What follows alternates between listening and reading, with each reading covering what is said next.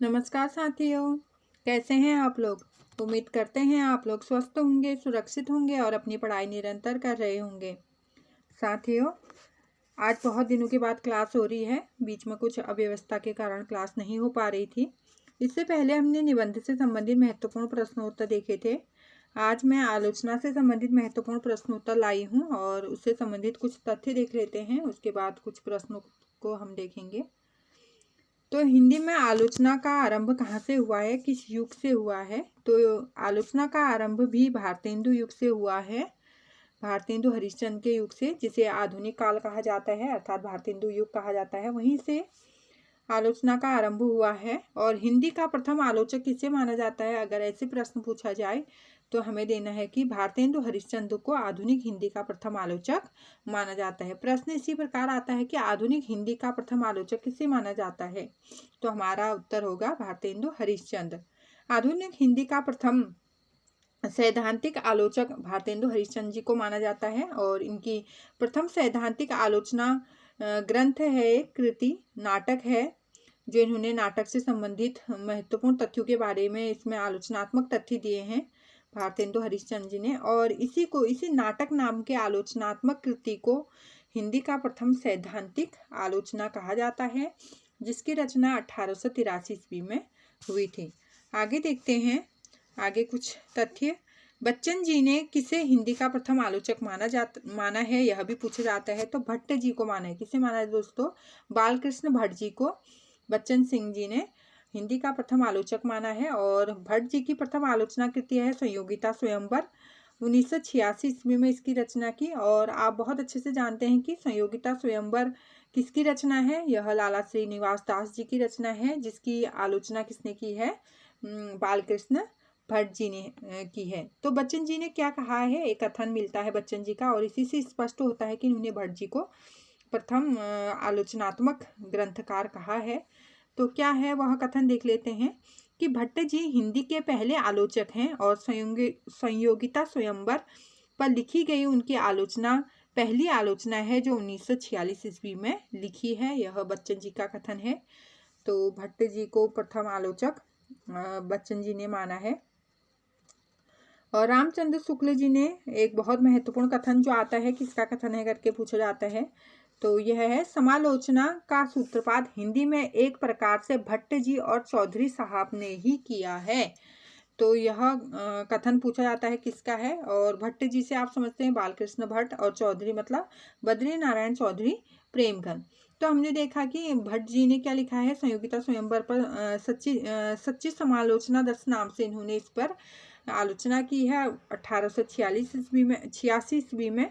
और बद्री नारायण चौधरी प्रेमघन जी ने भी आनंद कादम्बरी में, उनकी एक पत्रिका थी आनंद कादम्बरी, जिसमें 1885 ईस्वी में बाबू गदाधर सिंह कृत बंग विजेता नामक बंगला उपन्यास के हिंदी अनुवाद की आलोचना की है। किसने, प्रेमघन जी ने।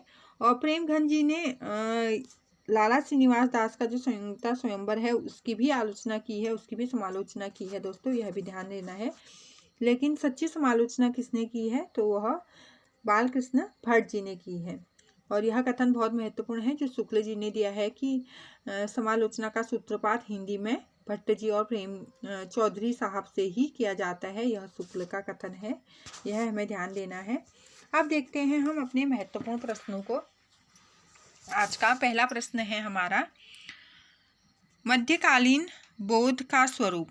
क्या लिखा है, मध्यकालीन बोध का स्वरूप, यह रचना है, आलोचनात्मक कृति है, यह किसकी रचना है और पूछा है। ऑप्शन है हजारी प्रसाद द्विवेदी, राहुल सांकृत्यायन, आचार्य रामचंद्र शुक्ल और नामवर सिंह। तो किसकी रचना है दोस्तों, यह है ऑप्शन ए, हजारी प्रसाद द्विवेदी जी की आलोचनात्मक कृति यह है। हजारी प्रसाद द्विवेदी आप जानते हैं महत्वपूर्ण आलोचक के रूप में माने जाते हैं, और बहुत से कथन, बहुत से तथ्य इनके बारे में पूछे जाते हैं। इनके बहुत से ग्रंथ हैं, जैसे मध्यकालीन बोध का स्वरूप, हिंदी साहित्य का आदिकाल, हिंदी साहित्य की भूमिका, जो इन्होंने इतिहास ग्रंथ के रूप में लिखी है। और कबीर नाम से इन्होंने एक रचना की है, भारतीय संस्कृति की देन, काव्य कला, आचार्य हजारी प्रसाद द्विवेदी की महत्वपूर्ण रचनाएं हैं।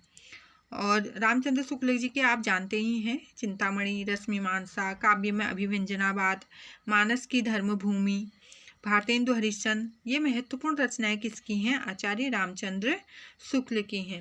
एक काव्य में रहस्यवाद आता है शुक्ल जी का, यह भी बहुत बार पूछा जाता है। काव्य में रहस्यवाद किसका है? आचार्य रामचंद्र शुक्ल का। दूसरा प्रश्न देखते हैं, प्रश्न संख्या 2 है हमारा, साहित्यालोचन। क्या पूछा है दोस्तों? साहित्यालोचन किसका समीक्षात्मक ग्रंथ है? तो किसका समीक्षात्मक ग्रंथ है साहित्यालोचन? आचार्य रामचंद्र शुक्ल, गुलाब राय, श्याम सुंदर दास या महावीर प्रसाद द्विवेदी। तो किसका है दोस्तों? यह है साहित्यालोचन, श्याम सुंदर दास की समीक्षात्मक कृति है साहित्यालोचन।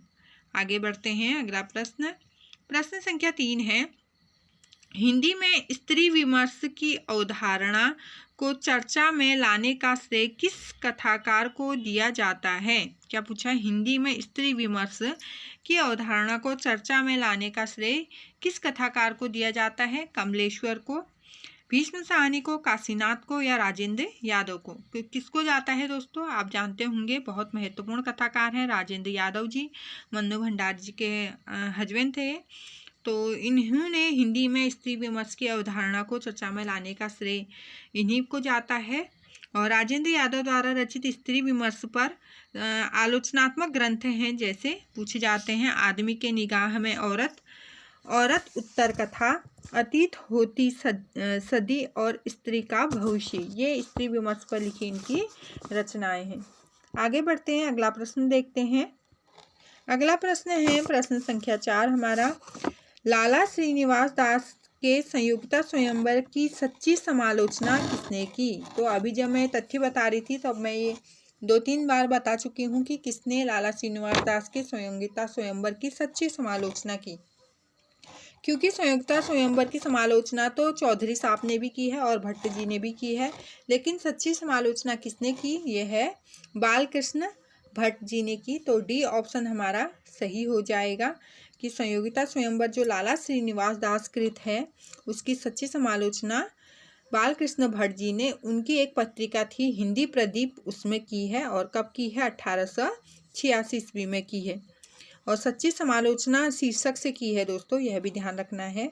और बालकृष्ण भट्ट जी को आधुनिक हिंदी में व्यावहारिक आलोचना का जनक कहा जाता है। जब पूछे कि व्यावहारिक आलोचना का जनक किसे कहा जाता है तो बालकृष्ण भट्ट जी को कहा जाता है। बच्चन जी ने हिंदी आलोचना का प्रथम जनक किसे माना है तो भट्ट जी को माना है। शुक्ल जी ने भी भट्ट जी और बद्री नारायण चौधरी प्रेमघन को ही हिंदी का प्रथम आलोचक माना है। अगर सीधे सीधे पूछा जाए तो भारतेंदु हरिश्चंद्र हमारा आंसर हो जाएगा।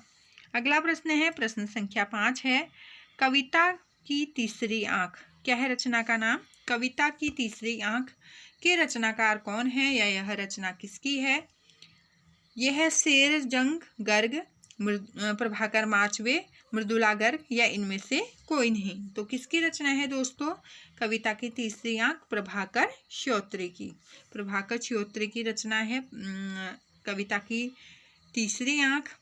इनकी अन्य आलोचनात्मक कृतियां हैं, यह भी इनकी आलोचना कृति है दोस्तों। हम आलोचना से संबंधित महत्वपूर्ण तथ्य देख रहे हैं, तो आप जानते होंगे कि यह भी आलोचना कृति है कविता की तीसरी आंख प्रभाकर श्रोत्री की।